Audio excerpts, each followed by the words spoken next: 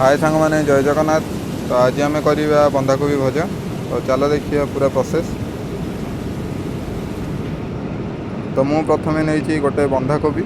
तो ताकू आम ए छोट छोट पीस मु काटिदेवी।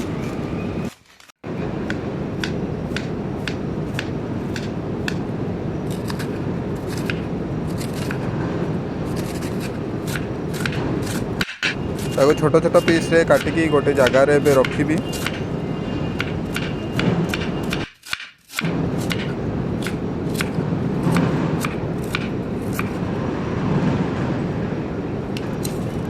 तो जगार मु रखी सारा मुझे नहीं 50 ग्राम ग्रीन मटर। तो ताकू ए भल से छड़े देवी।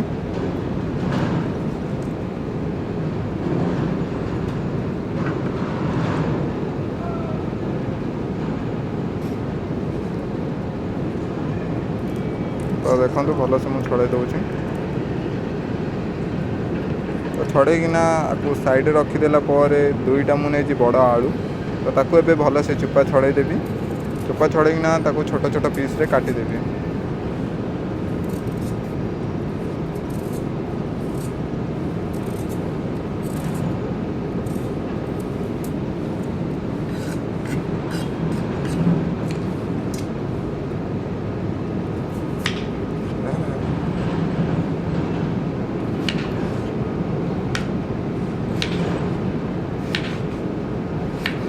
भल से काटी सारा भल से धोईकी गोटे प्लेट रे मु रखीदेवी।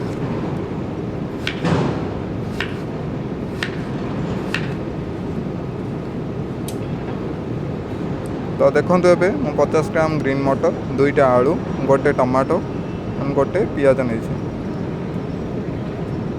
तो ये मु कड़े बसैली। तो से मुझे तेल ढाली। तेल को गरम हवा जाके अपेक्षा करवा। गरम हो सारापर आम से सोरिष पकईवा। सोरिष भल से फुटी सारापर से आम ए पियाज पकईवा। पियाज पकई सारापर भल से आम गोलैवा। गोलैवा नाली हवा जाके आम गोलैवा।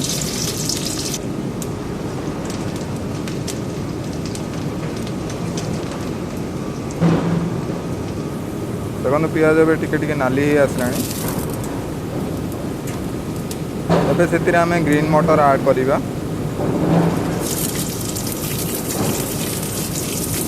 प्रथम एपाई ऐड करवा कि ग्रीन मटर टी सीझ। तो से प्रथम आम ग्रीन मटर को ऐड करवा। तो ऐड कर सारापर आम भल से गोलैदे। गोलै सारापर टिके समय छाड़ीदे। लगभग 2 ରୁ 3 मिनिट छाड़ीदे।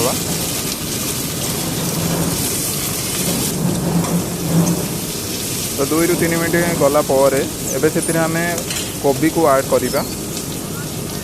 कोबी को आम भल से धोईकिना रखीलु। तो सेटा को एबे आम ऐड करवा।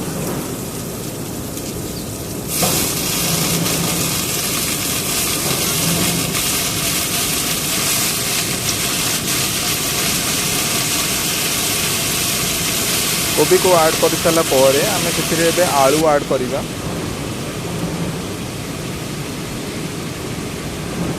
टमाटो को आम रखीदिवा। ताको आम पर ऐड करवा।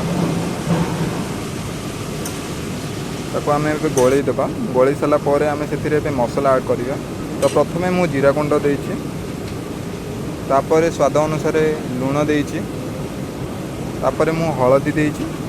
एंड लास्ट रे मु काश्मीरी चिली पकईछि।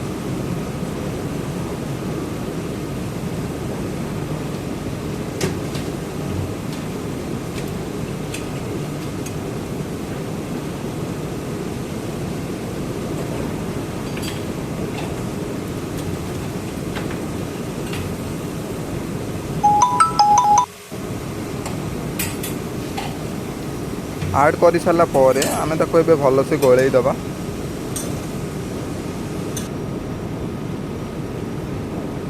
गोलै सारू ए आम घोड़ईदे।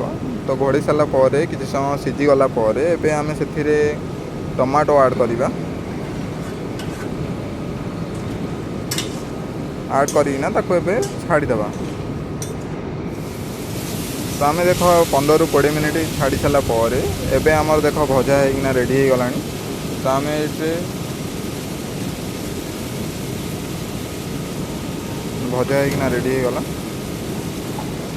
तो घरे बनातु भजा आ मते कमेंट करूँ केमी लगे। Thank you.